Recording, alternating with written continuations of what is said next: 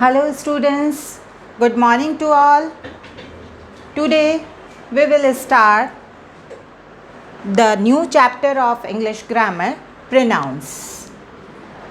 I think you all learned about this topic in the previous classes. So I think you understand it better now. So pronoun. What is pronoun? Words that take the place of nouns are called pronoun. वो words जो noun की जगह replace होते हैं या फिर noun की जगह यूज़ होते हैं वो वर्ड्स क्या कहलाते हैं? प्रोनाउंस. यहाँ देखो एक एग्ज़ाम्पल हमने लिखा है. Mohit is an athlete. Mohit practises regularly. The coach likes Mohit. यहाँ पर वर्ड आएगा मोहित. जब ये मोहित नाउन जो है बार बार रिपीट हो रहा है, दैट्स ये हमें सुनने में लिखने में भी अच्छा नहीं लग रहा है, तो हम इसकी जगह इस सेंटेंस को चेंज करेंगे तो सेंटेंस हो जाएगा Mohit is an athlete. He practices regularly. The coach likes him. अब यहाँ पर जो सेकेंड टाइम हमने मोहित की जगह यूज़ किया he, that is pronoun. और यहाँ पर थर्ड टाइम जब मोहित आ रहा है, जब हमने उसको यूज़ किया him में, उसको चेंज किया him में, तो ये भी क्या है? pronoun. तो एक ही सेंटेंस में बार बार रिपीटेशन से बचने के लिए हम किसका यूज़ करते हैं? प्रोनाउंस का. जैसे ये हमें सुनने में देखने में सेंटेंस सही लगता है.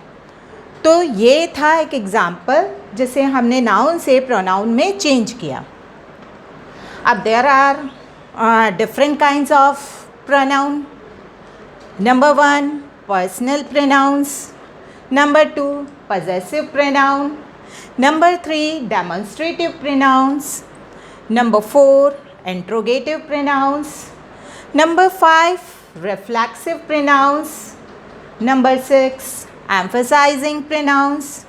Number 7 indefinite pronouns. Number 8 distributive pronouns. And number 9 relative pronouns. Now we will learn about all these pronouns one by one. तो नंबर 1 जो प्रोनाउन है हमारा वो है पर्सनल प्रोनाउन. तो देखिए पर्सनल प्रोनाउन की डेफिनेशन क्या होगी. ये जो एग्ज़ाम्पल हमने लिखा है ना, मोहित इज़ एन एथलीट, ये भी एक पर्सनल प्रोनाउन का ही एग्ज़ाम्पल है. देखिए समझिए इसको. Pronouns that take the place of people and thing are called personal pronoun. वो pronouns जो कि किसी people या किसी thing की जगह यूज़ किए जाते हैं वो personal pronoun होते हैं. अब यहाँ पर मोहित, आपने देखा मोहित people में आएगा तो इसको हमने चेंज किया he और him में, तो ये क्या है? personal pronoun. अब पर्सनल प्रोनाउन में एक चीज़ और है. We use personal pronouns depending upon number, gender, persons और केस. इन सब के अकॉर्डिंग हमें प्रोनाउंस को चेंज करना होता है. हम हर तरह से चेंज नहीं कर सकते. अगर प्रोनाउन नाउन जो है वो सिंगुलर है तो हमें प्रोनाउन भी सिंगुलर यूज़ करना पड़ेगा, और नाउन जो है वो प्लूरल है तो हमें प्रोनाउन भी प्लूरल ही यूज़ करना पड़ेगा. For example the children went to a party, they enjoyed it. अब यहाँ पर आया the children, it means it is plural, तो हम इसमें हमने ये यूज़ किया दे. तो दे चिल्ड्रन को शो कर रहा है. दे जैसे चिल्ड्रन प्लूरल है तो दे प्रोनाउन भी हमने उसको प्लूरल यूज़ किया है. नेक्स्ट हमारा आता है जेंडर के केस में. तो जेंडर अगर मेल जेंडर है तो हम प्रोनाउन भी मेल लगाएंगे, और अगर फीमेल जेंडर है तो हम प्रोनाउन भी फीमेल लगाएंगे. फॉर एग्ज़ाम्पल सेंटेंस है महिमा is in the pool. She loves swimming. महिमा जैसा कि शो कर रहा है नाउन कि महिमा जो है फीमेल है, तो हमने उसके लिए यूज़ किया शी। नेक्स्ट एग्जाम्पल है हमारा, Tanish is a good boy, he always obeys his parents. तो यहाँ पर तनिष नाम से हमें दिमाग में क्या आ रहा है, मेल, कि ये मेल है, तो हमने उसके लिए क्या यूज़ किया, ही। तो इस तरह से। और पर्सन, अब बात आती है पर्सन की, फर्स्ट पर्सन, सेकंड पर्सन और थर्ड पर्सन। तो जिस तरह से first person, second, third person जो है उसी के अकॉर्डिंग जो है उसका हम प्रोनाउन यूज़ करेंगे। केस, अगर नाउन सब्जेक्ट है तो सब्जेक्ट के अकॉर्डिंग, और ऑब्जेक्ट है तो ऑब्जेक्ट के अकॉर्डिंग हम लोग उसको यूज़ करेंगे। फॉर एग्ज़ाम्पल जैसे Kyra gave me a book, यहाँ पर कायरा जो है वो सब्जेक्ट है और उसके अकॉर्डिंग हमने उसको वहाँ पर ऑब्जेक्ट केस में हमने मी का यूज़ किया। अब second type of pronoun is possessive pronoun. Possessive pronoun, pronoun that show position, जो पोजीशन बताता है, जो सेंटेंस में उसकी जगह निर्धारित करता है, are known as possessive pronoun. वो pronoun that show the position are called possessive pronoun. For example, this chair is mine, those books are theirs. तो ये एग्जाम्पल है पजेसिव प्रोनाउंस के। अब नंबर 3 टाइप ऑफ प्रोनाउन जो है हमारा है डेमोन्स्ट्रेटिव प्रोनाउन। तो डेमोन्स्ट्रेटिव प्रोनाउन की डेफिनेशन देखिए, उसे अच्छे से समझिए। Pronouns that are used to point out the objects which they refer to are known as demonstrative pronoun. वो प्रोनाउंस जो किसी ऑब्जेक्ट को पॉइंट आउट करते हैं, उसके पास होने और दूर होने की कंडीशंस को बताते हैं, तो that is called demonstrative pronoun. Demonstrative pronoun में वर्ड्स आते हैं this, that and these, those. This that जो है सिंगुलर के लिए यूज़ आता है और दीज एंड दोज जो है प्लूरल के लिए यूज़ आते हैं। अब एक बात और, this and these are used to refer to things that are close by. This और दीज जो है वो क्लोज बाय थिंग्स के लिए यूज़ आते हैं, जबकि दैट एंड दोज जो है वो फार अवे, दूर वाली चीज़ों के लिए यूज़ आते हैं। For example, this is marker, और अगर कोई चीज़ दूर पड़ी है तो उसके लिए हम वहाँ पर दैट का यूज़ करेंगे। अब इसके एग्जाम्पल्स देखिए, this is a beautiful dress, those are ripe mangoes. तो यहाँ पर डिफरेंस पता चल रहा है। Now next type of pronoun is interrogative pronouns. तो इंटरोगेटिव प्रोनाउन, जैसा कि इंटरोगेटिव से आपके दिमाग में क्या चीज़ आती है, क्वेश्चन मार्क। तो इंटरोगेटिव प्रोनाउंस क्या होते हैं, pronouns that are used to ask questions. वो प्रोनाउन जो कि क्वेश्चन पूछने के लिए काम आते हैं, that are called interrogative pronounce.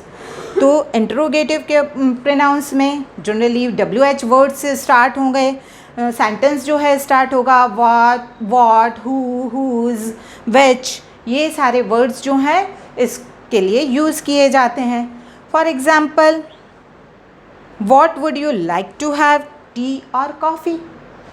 आप क्या लेना पसंद करेंगे, तो पूछा है व्हाट, उसके लिए हमने यूज़ किया है what. And which is the way to the university, पूछा जा रहा है कि यूनिवर्सिटी का वे।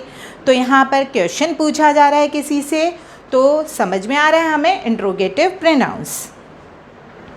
अब नेक्स्ट टाइप ऑफ प्रोनाउन है हमारा रिफ्लेक्सिव प्रोनाउंस। तो रिफ्लेक्सिव प्रोनाउंस में देखिए, when the subject and the object of the verb refer to the same person or thing। जब सब्जेक्ट और ऑब्जेक्ट जो है वो उसी चीज़ से, जो कि जिसके बारे में बताया जा रहा है, उसी से रेफ़र करते हैं, तो वहाँ पर रिफ्लेक्सिव प्रोनाउन का यूज़ होता है। अब यहाँ पर the reflexive pronoun can never be the subject of the sentence. Reflexive pronoun कभी भी सेंटेंस में सब्जेक्ट की जगह नहीं ले सकता, सब्जेक्ट नहीं बन सकता है वो। तो एग्जाम्पल देखिए, he hurt himself, the cat licked itself. तो ये एग्जाम्पल जो हैं ये किसके हैं? रिफ्लेक्सिव प्रोनाउंस के। अब हमारा नंबर 6 ऑफ टाइप प्रोनाउन जो है वो है emphasising pronoun. Pronouns that are used for the sake of emphasizing are called emphasizing pronoun। वो pronouns जो किसी महत्व के लिए यूज़ किए जाते हैं, that is called emphasizing pronouns। जैसे एग्जाम्पल देखिए, he himself should finish the work, I myself close the door। ये थे एग्जाम्पल एम्फसाइजिंग प्रोनाउंस के। नेक्स्ट टाइप ऑफ प्रोनाउंस हमारा जो है वो है इनडेफिनिट प्रोनाउन। अब इनडेफिनिट प्रोनाउन के लिए डेफिनेशन अच्छे से समझिए। Pronouns that are refer to some person or thing in a general way and do not refer to any person in a particular are called indefinite pronoun। किसी भी चीज़ के बारे में हम जनरल बात करते हैं कि सबके लिए, हम जनरली सबके लिए वो चीज़ कही जा रही है, सबके लिए वो बात की जा रही है, तो वहाँ पर इनडेफिनिट प्रोनाउन होता है। और पर्टिकुलर अगर किसी के लिए बात की जा रही है तो हमने पहले पढ़ा था पर्सनल प्रोनाउन, वो आता है पर्सनल प्रोनाउन। अब इसमें कुछ वर्ड्स हैं जो आते हैं, all, another, any, anybody, everyone, everything, few, many, nobody, ये सब जो हैं, समबडी, समवन, ये सब जो हैं वर्ड्स जो हैं इनडेफिनिट प्रोनाउंस में यूज़ किए जाते हैं। इसका एग्जांपल देखिए, somebody has left the door open. Somebody कोई भी हो सकता है, जनरल बात की जा रही है। अब नेक्स्ट हमारा टाइप है जो है डिस्ट्रीब्यूटिव प्रोनाउन। अब यहाँ पर, वहाँ तो बात हो रही थी जनरल की, लेकिन यहाँ डिस्ट्रीब्यूट कर दिया है। डिस्ट्रीब्यूटिव प्रोनाउन यानी एक एक के बारे में अलग अलग बात की जा रही है। तो नेम से ही देखो हमें समझ में आ रहा है कि किस तरह का प्रोनाउन है। Pronouns that refer to nouns one at a time are called distributive pronouns. Distributive pronouns are always in singular and take singular verbs. ये हमेशा सिंगुलर होता है और हमेशा इसके साथ सिंगुलर वर्ब का ही यूज़ किया जाता है।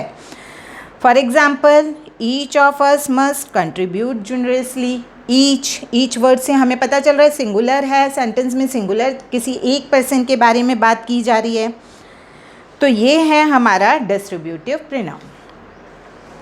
Next and last type of pronoun is relative pronoun.